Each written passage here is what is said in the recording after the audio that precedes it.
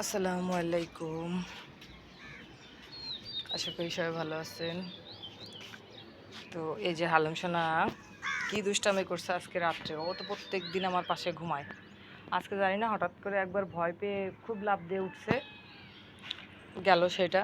তারপরে রাত্রে প্রায় 2টা না 2:30টার দিকে আবার আমার মানে হাতে এমনভাবে কামড়ায় দিছে ঘুমের ভিতরে।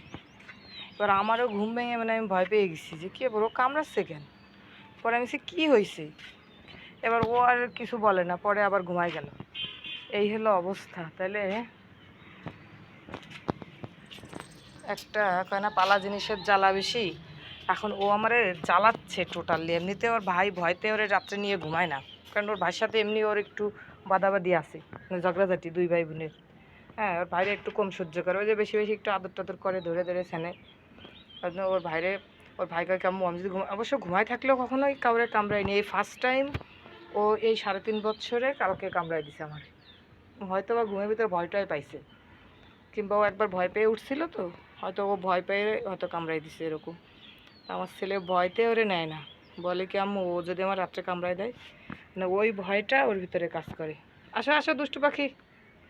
মাশাল্লাহ, সবাই একটু মাশাল্লাহ বলবেন, দোয়া করবেন আল্লাহ যেন ওর সুস্থতা দান করে।